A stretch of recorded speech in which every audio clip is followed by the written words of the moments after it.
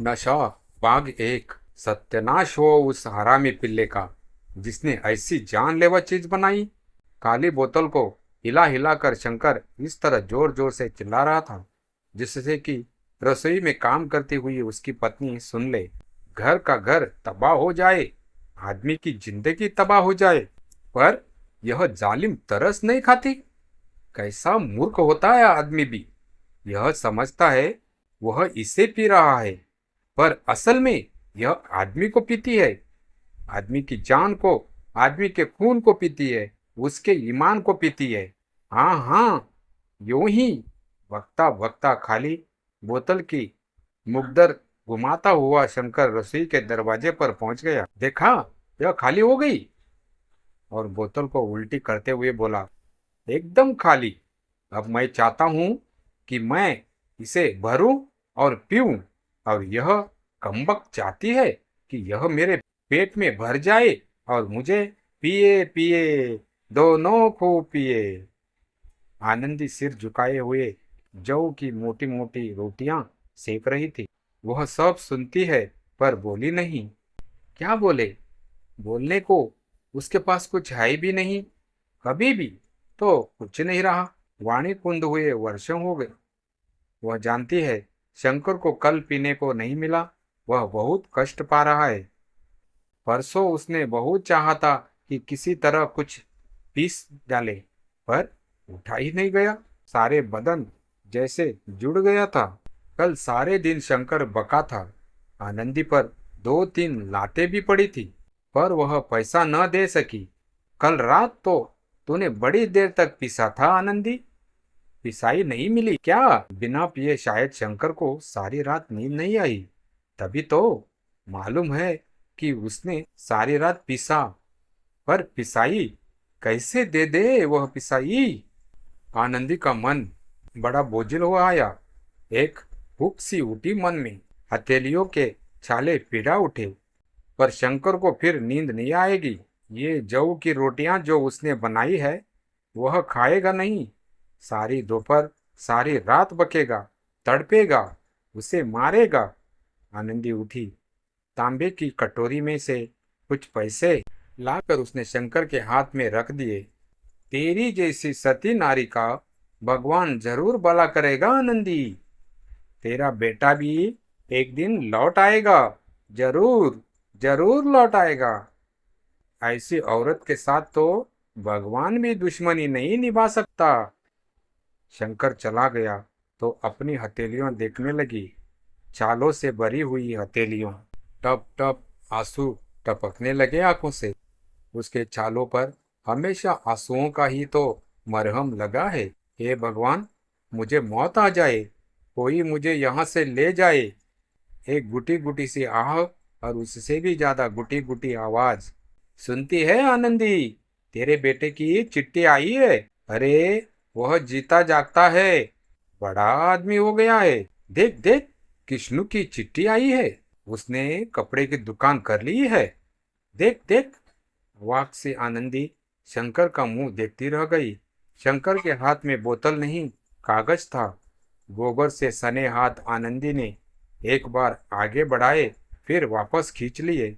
कहीं पैसे लेने के लिए? शंकर उसके साथ मजाक तो नहीं कर रहा है? उसकी आंखों में कुछ ऐसा भाव उभर आया मानो कह रही हो, ऐसा क्रूर मजाक मत करो मेरे साथ। तुम्हें पैसे चाहिए तो यूं ही मांग लो। बुद्ध जैसी क्या देख रही है? देख, अपने बेटे की लिखाई पहचानती है या नहीं? और पत्र को उसने आनंद की आंखों से सटा दिया। तेरे नाम लिखी है, अपनी माँ के नाम। मुझसे तो वह आज भी गुस्सा है। हरामी कहीं का। गाली आनंदी के सीने में जा लगी। सुन, क्या लिखा है? और शंकर जोर जोर से पत्र पढ़कर सुनाने लगा। कपड़े की दुकान जम गई तो शादी भी कर ली, एक छोटा सा पक्का मकान भी बना लिया। अब तुझे मैं अपने ही साथ रखूंगा। यह सब मैंने तेरे ही लिए किया है माँ। मैं तुझे लेने आ रहा हूँ। आनंदी को लगा जैसे यह सब शंकर पढ़ नहीं रहा, किशन बोल रहा है। किशन की आवाज वह कभी भूल सकती है भला? उसकी आंखों के सामने किष्णु का आंसू भरा चेहरा उभर आया। अरे कल तो तेरा बेटा आ रहा है, 12 साल बाद।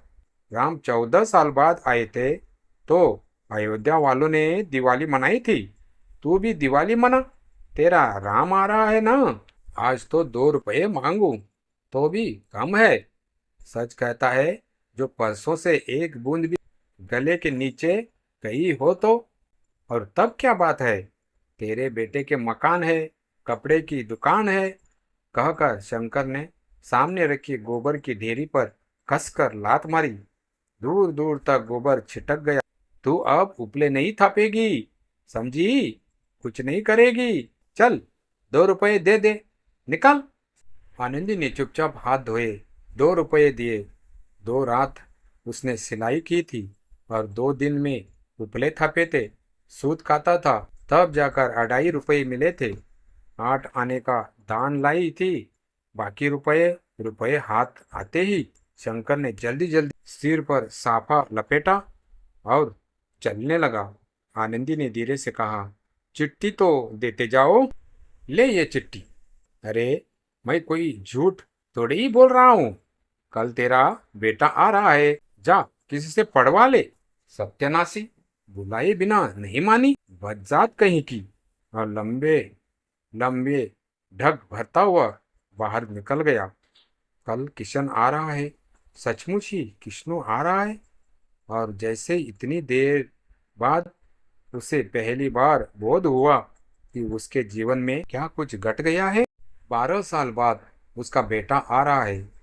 एकाएक चबूतरे पर बैठकर ही आनंदी फूट फूट कर रो पड़ी। ऊपर से सदा ही शांत रहने वाला पर्वत के भीतर का ज्वालामुखी जब फूटता है तो कोई भी शक्ति उस आवेश को रोक नहीं पाती। 12 साल बाद वह कल अपने किष्णु को देखेगी। उसका बेटा, उसका खोया हुआ बेटा वापस आ रहा है। शंकर आज के दिन भी शराब पीने गया।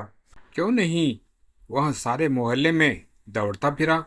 क्यों नहीं उसने घर घर जाकर खबर दी कि किष्णु आ रहा है? क्यों नहीं उसके पास बैठकर उसने बात की कि किष्णु के आने की तैयारी में क्या क्या किया जाए?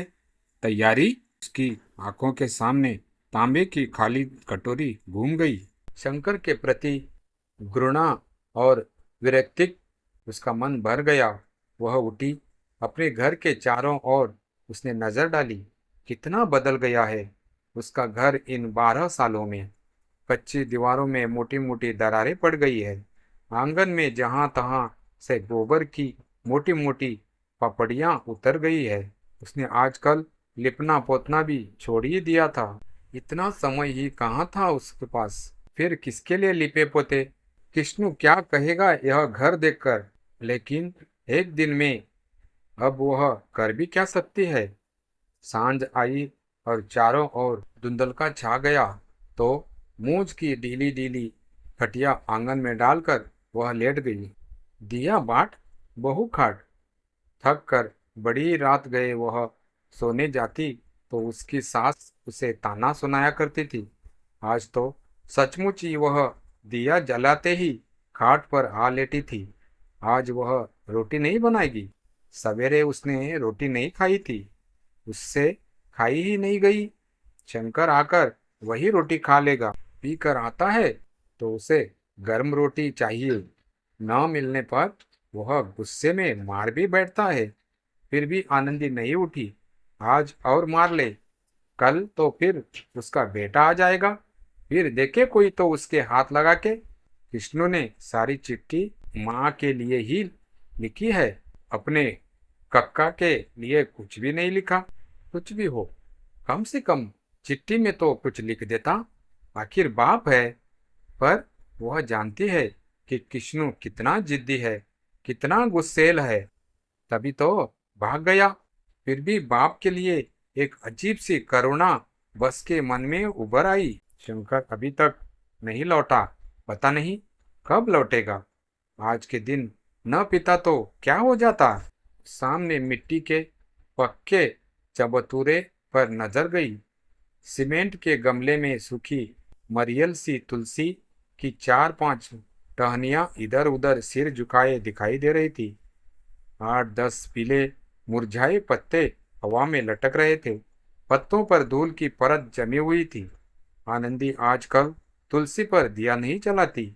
जिस दिन कृष्णु भाग गया था उस दिन से उसने कभी दिया नहीं जलाया। कौन सी कामना बाकी रह गई थी जिसके लिए वह दिया जलाती? पर इस समय मन हुआ कि एक दिया जलाकर रख दे। आनंदी ने उठकर पहले तुलसी में पानी दिया, फिर दिया जलाकर रख दिया। प्रकाश का एक वृत्त रह रह कर कांपने लगा। अनेक स्मृतियां कांपने लगी, अनेक चित्र कांपने लगे। 10 साल की आनंदी जेवरों से लदी पदी इस घर की पुत्र वधू बनकर आई थी। उसकी सास ने उससे चबूतरे पर दिया जलवाया था और कहा था, मनोती मांग लेना बहू, रोज इस पर दिया जलाना।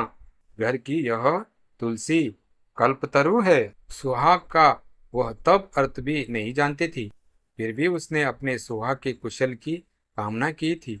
रोज दिया जलाने का संकल्प किया था। बहू का नयापन 2 ही दिन में उतर गया था और उसे पता लग गया था कि इस घर, इस जानवरों और गायों भैंसों के बीच जो कुछ है वह बहुत ही कष्टकर है। उसे पल पल में रोना आने लगा। माँ, कक्का, दद्दा आदि याद आते। वह छिप छिप कर बिसुरती। सास देख लेती तो ऐसी नोचती कि मांस निकल आता। किसी काम में कसर रह जाती तो सास ऐसे ललियाती कि वह औंधे मुंह गिरकर तड़पने लगती। उसकी बोली बंद हो गई, बस आंसू बहते रहते। और बहाते बहाते एक दिन उसे एक नया ज्ञान हुआ कि यह सास उसके जीवन की कर्णधार नहीं, शंकर उसके जीवन का कर्णधार है। और तब वह उस दिन की राह में समय काटने लगी जब उसका असली कर्णधार उसका भार संभालेगा। वह दिन तो जल्दी ही आ गया, पर कर्णधार भार संभालने के बजाय भार बन गया। ऐसा भार जिसे ढोने के लिए उसे अपने कंधे बड़े कमजोर लगे। शंकर घर का इकलौता लड़का था। पिता थे ही नहीं। माँ के पास बेटे के अवगुण देखने वाली आंखें नहीं थी। उसे सही रास्ते पर लगाने वाला कोई अंकुश नहीं था। उसे पीने की जो लत पड़ी तो घर का धन ही नहीं गया। आनंदी की किस्मत और बच्चों का भविष्य भी चला गया। माँ के मरने के बाद शंकर बिल्कुल लल्ला ही हो गया। 2 बच्चे बीमारी में तड़प कर मर गए। बच्चे चले गए, खेत खलिहान चले गए, गाय भैंस चली गई। रह गए शंकर और कृष्णु। कृष्णु को छाती से लगाए लगाए वह काम करती। न हाथ रुकते न आंसू। शंकर या तो पिता या नशे में उत्पात मचाता। वह मार खाती, कृष्णु मार खाता। 14 साल का कृष्णु एक दिन तैश में आ गया और बाप पर झपट पड़ा। कक्का, तुमने माँ को हाथ लगाया तो मैं तुम्हारा खून पी जाऊंगा। मैं सच कहता हूँ, तुम्हारा खून पी जाऊंगा। और वह बाप से जुड़ गया। मैं तेरे हाथ जोड़ती है कृष्णु, तू हट जा। तुझे मेरी सिर की सौगंध है, जो तू कक्का पर हाथ उठाए, तू हट जा कृष्णु, हट जा। और कृष्णु हटा तो ऐसा हटा कि 12 साल तक मुंह नहीं दिखाया। दोस्तों, क्या वो खत कृष्णु ने भेजा था? क्या सच में कृष्णु वापस आएगा और अपनी माँ का ढाल बनेगा? जानने के लिए नशा भाग 2 पढ़िए।